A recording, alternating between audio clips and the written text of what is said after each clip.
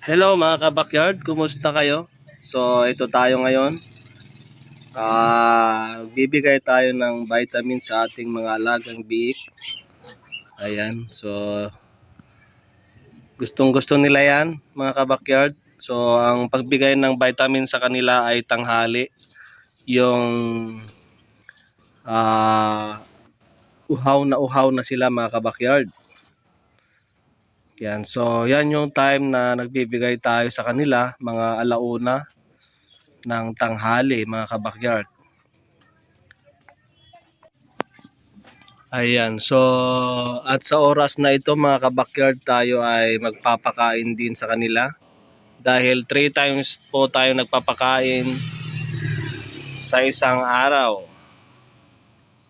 Ayan, ito po yung pinapakain natin, pre-starter. Dahil sila po ay 37 days na po at nakawalay na po sila. So 35 days po winalay natin po sila sa kanilang nanay. So ganyan po sila kaganang kumain mga kabakyard. Sa nakikita nyo yan, ganyan po sila kaganang kumain.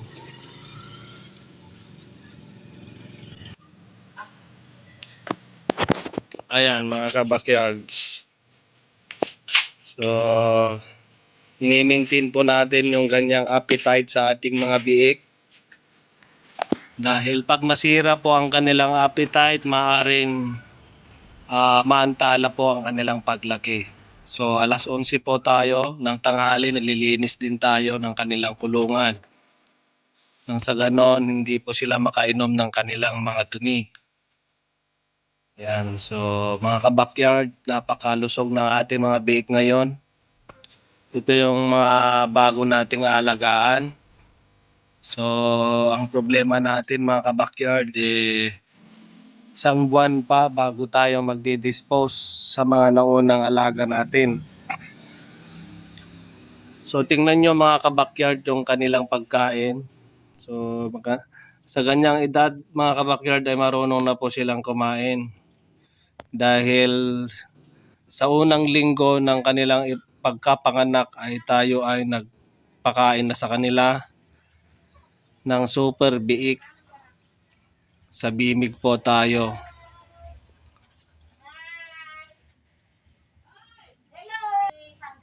So pansinin nyo mga mabuti mga kabakyard yung kanilang pagkain.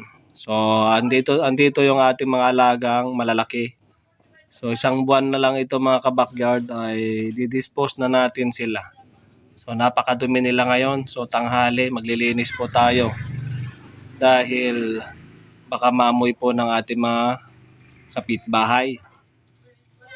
So ayan mga kabakyard, pag naubos nila yan ay matutulog uli ang mga yan mga kabakyard. So pupunta sila doon sa tuyong lugar at doon sila hihiga.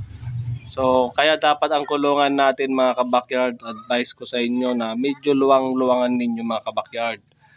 Dahil doon po sila hihiga, lalong-lalo na kung mga biik.